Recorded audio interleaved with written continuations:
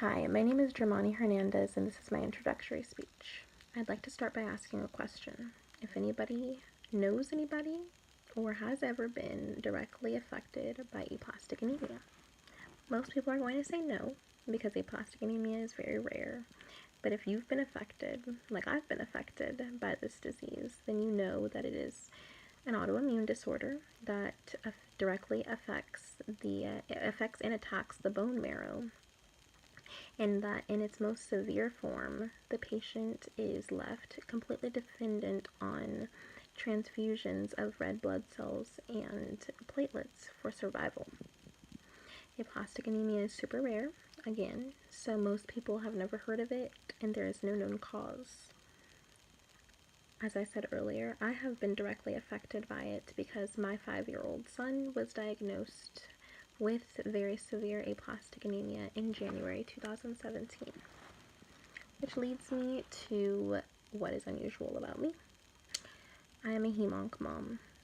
Hemonc is short for hematology oncology, and my son Ryan falls into the hematology category.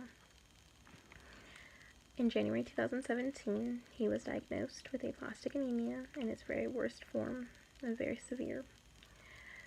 This meant that his immune system one day malfunctioned to the point that it nearly killed him.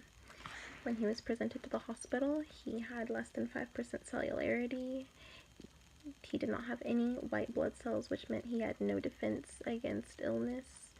He had a platelet count of 2, which normal is between 150,000 and 450,000, and he had a red blood cell count, which is a hemoglobin, of 5.2, when normal is between 11 and 13. So that meant that our lives were forever changed.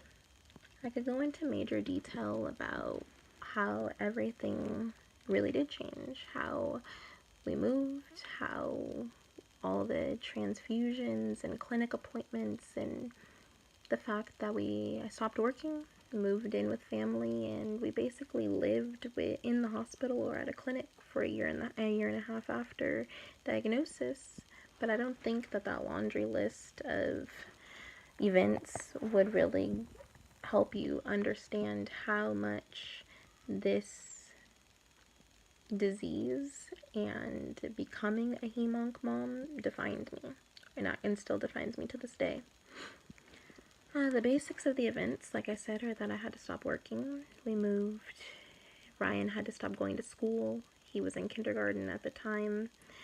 And we also had a period of 52 days where he was confined to a hospital bed. He suffered the effects of the medical trauma, and he still does to this day. They're still very prevalent.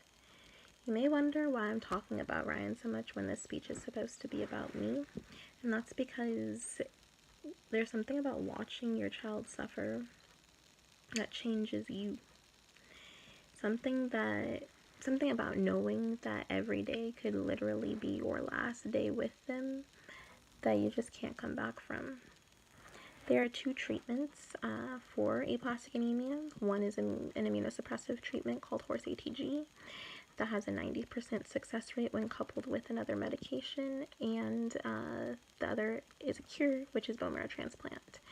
Unfortunately for Ryan, he was not a ATG success story. We tried it, it did not work, so our only other option was bone marrow transplant. Due to a complex ethnic background, we had to do an experimental transplant, which is a half-match or haploidentical transplant with me as his donor. Haploidentical transplants actually have an 80% success rate. That statistic sounds promising from the outside looking in, but I literally signed paperwork that said that I released the hospital and any of our medical team of any responsibility if my child were to die. And he was 5. Let's see, so all the months of appointments and inpatient stays didn't affect me the way signing that paperwork did. So chemo, total body radiation, hair loss, IV nutrition, vomiting, total isolation, no kindergarten, no school for a year. That's transplant life. I became friends with mothers of kids who were either going through transplant, had gone through transplants, had cancer, or some other type of monster that led them to the floor that we were also on. I've watched kids lose their lives, whether it be from the support groups that I was on or in, or this people that I became friends with and that my child became friends with on the floor. In fact, the same day that Ryan was discharged, another aplastic anemia child lost his life at 3 years old. Yeah, but again, that's transplant life. You literally gamble your child's life away and hope and pray for the best. So, my name is Germani Desiree Hernandez. I'm 26 years old. I'm a mother. I have a 6-year-old son named Ryan. We just moved to Washington this past January.